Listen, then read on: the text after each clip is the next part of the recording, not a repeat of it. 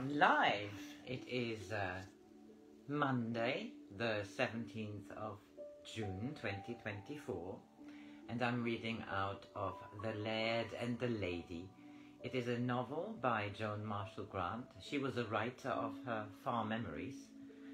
She described her previous incarnations. She wrote 7 books of them about ancient Egypt, Italy in 1504. I loved her books. I've read them all now.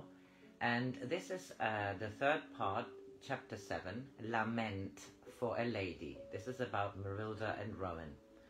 And Marylda's memories, which are surfacing, and get confused with Emilie, who was in that castle many, many years ago. Remote as the echo of a lament, Marylda heard a voice calling to her in anguish. She tried to answer, but her lips would not shape the words. Why was she so cold? So cold that she couldn't open her eyes. The dead are cold, and their eyelids are weighed with coins, so that they shall not see the living. Marylda, Marylda, my darling, come back. Why did Hector call her Marylda? He was in love with Georgina. They had quarrelled about Georgina. Didn't Hector know she was in the room? He would be angry if he knew she was watching him, but if she kept very quiet, he would not see her. Why is the woman in the white dress lying on the floor? She must have fainted, for her head lolls against his shoulder when he carries her across the room. She must be someone he asked to Clouds without telling her. That is why he is taking her down the narrow stairs into the room under the hearthstone. I wonder who she is, but I don't want to think about her. Why should I think about anything that might make me unhappy? The room down there must be cold, for Hector has fetched the eiderdown from my bed to cover her. We bought the eiderdown in Paris on our honeymoon. Now he's taking flowers to her, all the pink carnations from the dinner table. But it doesn't matter if he wants to give the other woman my flowers. They would be dead by tomorrow. I don't want to think of tomorrow. Marylda, listen to me. Oh God, forgive me for letting her come up here alone. The despair in Duncan's voice brought Marylda back from the borderland where she had nearly lost her way.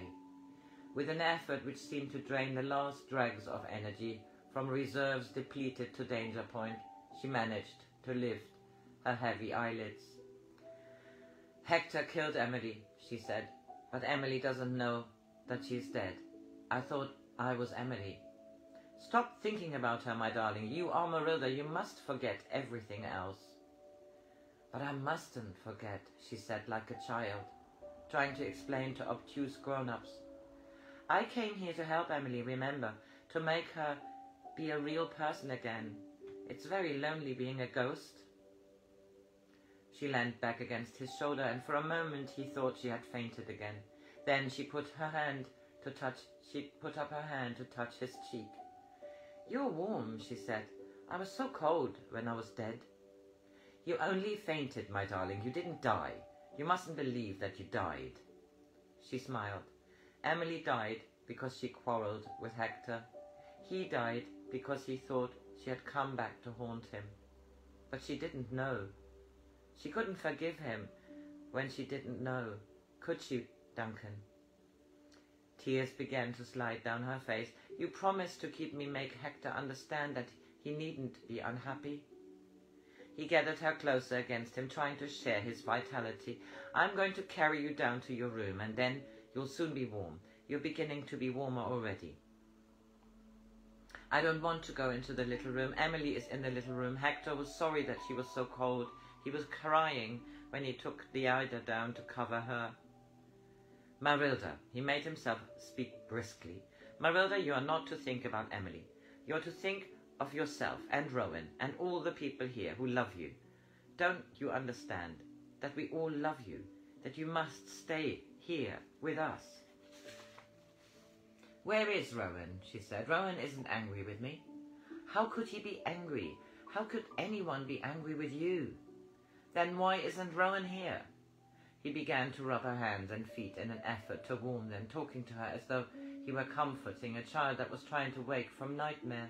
Rowan is downstairs with the others. If you listen very hard, you can hear the music. It is happy music, and people who love you are dancing and waiting for you to come back to them. Did I have a dance too? Her voice was still childlike, but with relief he recognized a flicker of interest. You and Rowan are giving a dance, now, in the year 1948. You must come downstairs, otherwise Rowan will be worried. I will tell him that you have gone to bed. She sat up and brushed the tears from her face with the back of her hand. I mustn't go to bed, she said. Hector had to say goodbye to the other guests alone. I mustn't hurt Rowan like that. She tried to stand up, but had to lean against him for support. He felt her body suddenly draw itself erect. I'm all right now. It was only that for a little while I got lost. She turned to kiss him. You found me, Duncan. Never forget how grateful I am that you found me in time. You are sure you won't rather go to bed? I can easily explain to Rowan. Quite sure, my dear. Help me down to my bedroom and stay with me while I tidy my face. Think of an excuse for me. He knew it was useless to argue, and perhaps it was wiser for her not to sleep so soon. You can say that you were with Maisie. She passed out just after I missed you, and Elsie put her to bed. How long have I been away? Only about an hour. She laughed shakily. You see, I've been thinking in years instead of minutes. It becomes a little complicated. She took his arm as they went down to her room, and he marvelled at the self-control of women as he watched her wipe the tear stains from her face, apply fresh makeup with a steady hand. I'd like a drink and a cigarette, then I'll be quite all right. He turned towards the door, but she said quickly, No, don't leave me yet. There is a flask in Rowan's dressing room and a glass on the bathroom shelf. She was standing by the fire, a cigarette between her fingers, the whiskey on the table beside her, when Rowan came into the room. He frowned and looked at Duncan, who was sitting on the stool in front of the dressing table. Bored with the party, he said. Am I de drop, or can anyone join in? She looked at him and smiled with perfect assurance. I've been putting Maisie to bed. She passed out, so Duncan very kindly gave me a hand. Holding her head while she was sick turned me up a bit, so Duncan thought a snort was indicated. Very decent of Duncan, said Rowan, who was already ashamed of unjust suspicions. But his anxiety required a scapegoat. Blast Maisie! Why the hell can't she hold her liquor properly? Marylda laughed and put her hand on his arm. The Blenkinsops aren't so tough as the Cardries, darling, but she won't be staying in Cloud much longer.